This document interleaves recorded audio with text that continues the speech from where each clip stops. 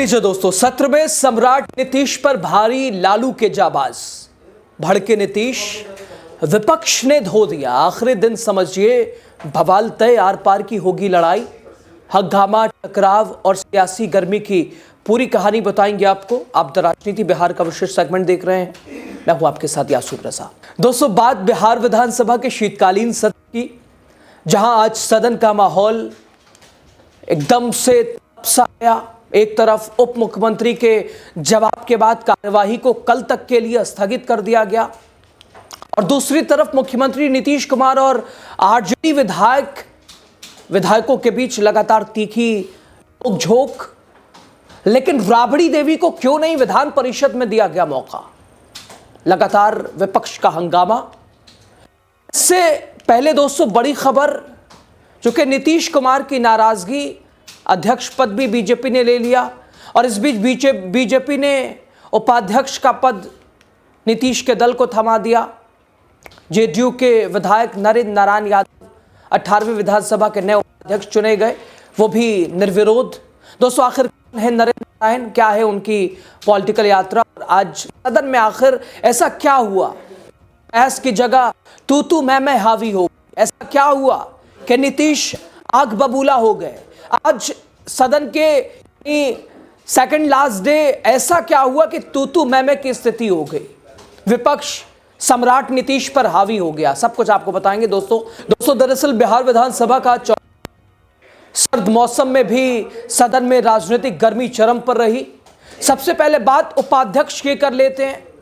क्योंकि नीतीश कुमार की नाराजगी थी कि भाई आपने गृह विभाग ले लिया, आपने अध्यक्ष पद ले लिया। हालांकि अध्यक्ष पद पर नीतीश ने टूक कह दिया था कि नो कॉम्प्रोमाइज, अध्यक्ष हमारा होगा। लेकिन बीजेपी ने उस पर कब्जा जमा लिया। प्रेम कुमार नवनिर्वाचित निर्विरोध चुने गए। अब बीजेपी ने देखा नीतीश का गुस्सा 7वें आसमान पे, तो उपाध्यक्ष का पद थमा दिया। जेडीयू के वरिष्ठ विधायक नरेंद्र नारायण यादव को 18वीं विधानसभा का उपाध्यक्ष घोषित किया गया। उन्होंने बुधवार को ही एक अकेले उम्मीदवार के तौर पर अपना नामांकन भी दाखिल किया था। आज निर्विरोध उनके नाम की घोषणा कर दी गई। नरेंद्र नारायण 18वीं विधानसभा में भी सर्वसम्मति से उपाध्यक्ष चुने गए थे। इस बार भी वही परंपरा जारी है दोस्तों। वो इस सत्र में प्रोटेम स्पीकर की भूमिका निभा चुके हैं। नए विधायकों को शपथ भी इन्होंने ही दिलाई थी। दोस्तों, 1 दिसंबर से शुरू हुआ शीतकालीन सत्र 5 दिसंबर तक चलना है। पहले दिन शपथ, अगले दिन नया अध्यक्ष, फिर राज्यपाल का अभिभाषण और उस अभिभाषण पर चर्चा। राज्यपाल के अभिभाषण के बाद सदन में पूरक बजट भी पेश किया गया और आज चौथे दिन यानी सेकंड लास्ट डे हंगामेदार रहा आज का सत्र। आज उप मुख्यमंत्री सम्राट चौधरी ने सरकार की ओर से जवाब दिया। उधर विपक्ष लगातार सवाल पूछता रहा सुरक्षा व्यवस्था को लेकर, बिहार की स्थिति को लेकर। और इसके बाद सदन कल तक के लिए उप मुख्यमंत्री सम्राट चौधरी ने सदन को स्थगित किया गया। कल 11 बजे तक सदन स्थगित, यानी जुमा जो आखिरी दिन है सदन का, हंगामेदार होने की पूरी उम्मीद है, संभावना है। विपक्ष फिर आज वाला तेवर दिखाएगा। उधर विधान परिषद में भी माहौल शांत नहीं रहा दोस्तों। विधान परिषद की नेता प्रतिपक्ष राबड़ी देवी को बोलने का मौका भी नहीं मिला और फिर विपक्षी विधायकों ने जमकर हंगामा किया। बोलते कि सुशासन, यह नीतीश कुमार जी ने सुशासन स्थापित किया। यहाँ कोई बुलडोजर इशू नहीं है, ना मेरा नाम बुलडोजर है। मैं सिर्फ सम्राट चौधरी के नाम से जाना जाता हूं, इतना स्पष्ट रहिएगा। और बिहार में न्यायालय ने तय किया, न्यायालय ने यह पूरी व्यवस्था खड़ा किया, जिला प्रशासन को निर्देश दिया और सभी जगह जो अतिक्रमण है इसकी कार्रवाई चल रही। माफिया पे तो कार्रवाई होगा ही, चाहे वो जमीन माफिया हो, बालू माफिया हो, शराब माफिया हो।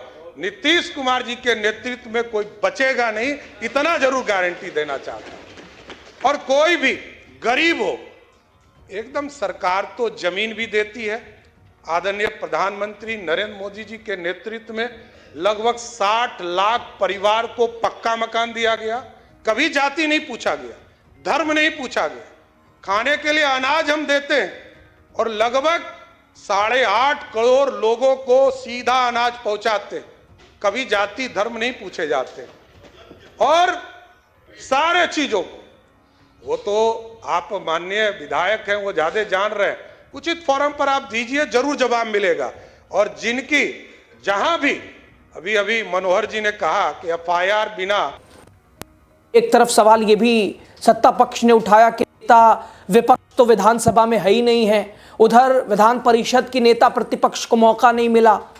तो भाई साहब सवाल उठा रहे हैं ये लोग सिर्फ सवाल उठाना चाहते हैं। दोस्तों, बीच मुख्यमंत्री नीतीश कुमार राज्यपाल के अभिभाषण पर अपनी बात कर ही रहे थे। आरजेडी विधायक ने विरोध जताना शुरू कर दिया, वॉकआउट कर दिया, और अब बात सबसे बड़ी राजनीतिक ड्रामे की, जिसने चौथे दिन के सत्र को सुर्खियों में ला दिया। राज्यपाल पर धन्यवाद प्रस्ताव रखा गया, सरकार की बेंचों से समर्थन दिखा, लेकिन विपक्ष चुप रहा और इस चुप्पी पर भड़के मुख्यमंत्री नीतीश कुमार।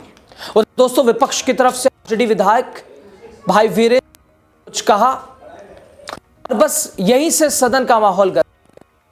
नीतीश कुमार ने वीरेंद्र की तरफ मुस्कुराकर भी तो थोड़ा थोड़ा दो बार रखते ही थे, कितना काम किए हम लोग तो रखते थे, मिले ही थे।